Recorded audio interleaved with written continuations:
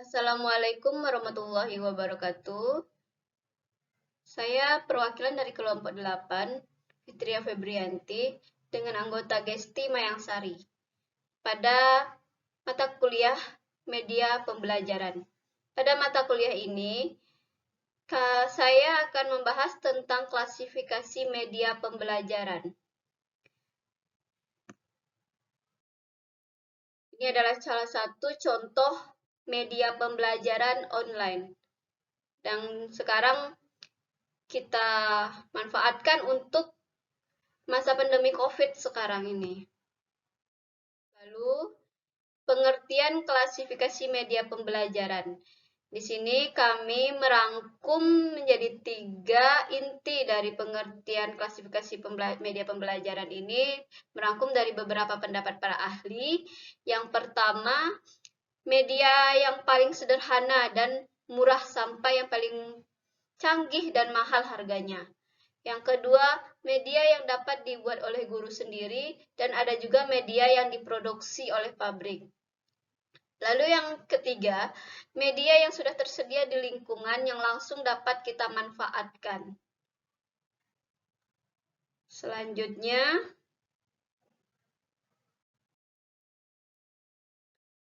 kita akan masuk ke klasifikasi media pembelajaran. Yang pertama, media grafis atau visual. Media ini berupa gambar, foto, sketsa, diagram, bagan, chart, grafis, kartun, poster, dan peta, dan globe.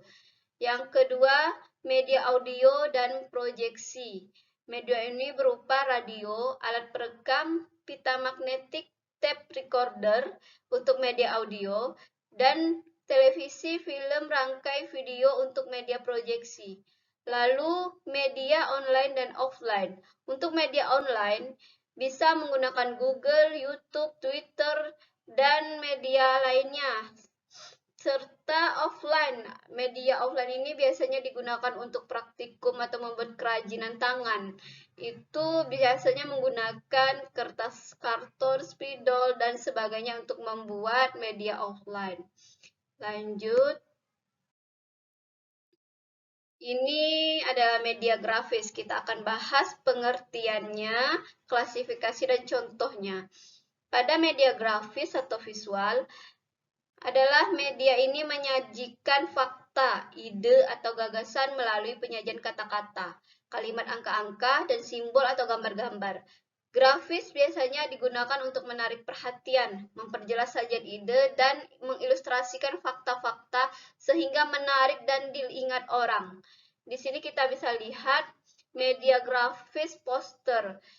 Poster ini dibuat dengan warna yang menarik dan gambar-gambar yang menarik agar peserta didik dapat terangsang untuk fokus dan aktif dalam melihat dan mempelajari materi yang ada di dalam poster tersebut. Next, kita akan lanjut ke bagan dan foto. Di dalam bagan ini adalah contoh ini adalah struktur organisasi. Dalam bagan ini struktur organisasi dirangkum dan dibuat sesimpel mungkin agar dapat mudah dimengerti ya, agar dapat mudah dimengerti oleh peserta didik atau pembacanya. Di sini ada foto. Lalu diagram dan bagan. Next, ada peta dan globe. Peta dan globe ini termasuk ke media yang memberikan petunjuk jelas ya, di mana letak suatu lokasi. Jadi di dalam peta ini kita bisa melihat dan mencari ini kotanya di mana, ini tempatnya di mana, ini negaranya di mana. Jadi media peta dan globe sangat efisien juga untuk digunakan. Next, ada kartun, salah satu contoh media visual. Lalu kita akan masuk ke media audio. Media audio ini merupakan sarana menyampaikan informasi yang lebih komunikatif dan menarik. Penggunaan media audio saat ini banyak peminatnya karena mampu menyampaikan informasi secara lebih detail dan jelas. Kita akan Masuk ke contoh media audio. Ini adalah contoh media audio, ada radio. Radio biasanya memberikan informasi kepada pendengarnya dengan jelas dimanapun berada tanpa terbatas waktu dan ruang. Lalu ada tape recorder. Ini juga hampir sama dengan radio ya. Ini berupa kaset di dalamnya. Lalu labor bahasa. Next, kita masuk ke media proyeksi. Proyeksi ini adalah media visual yang hanya dapat digunakan dengan bantuan proyektor. Media ini memberikan rangsangan-rangsangan visual yaitu melalui indera penglihatan. Media ini berinteraksi langsung dengan pesan yang ingin disampaikan. Next. Ini adalah contoh film rangkai dan film bingkai, contoh media proyeksi. Lalu ada film gelang dan transparasi.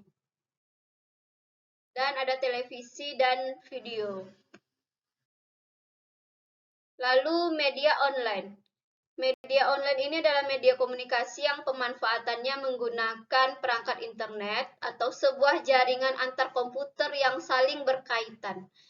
Contohnya di sini ada YouTube dan Google, di mana YouTube dan Google ini sekarang digunakan sebagai media pembelajaran oleh peserta didik dan juga guru untuk menyampaikan materi yang bisa diakses oleh peserta didik dimanapun dan kapanpun. Jadi lebih efektif dan efisien. Lalu lanjut ke media offline. Media offline merupakan media yang tidak terhubung dengan internet, lebih tepatnya tidak terkoneksi dengan jaringan internet. Media offline ini biasa digunakan di sekolah sebagai media pembelajaran, di mana siswa itu aktif untuk membuat sebuah media yang dipandu oleh seorang guru. Lalu, itulah materi tentang klasifikasi media pembelajaran yang dapat kami sampaikan. Kesimpulannya, media pembelajaran ini sangat efektif digunakan oleh seorang guru sebagai bahan untuk pembelajaran.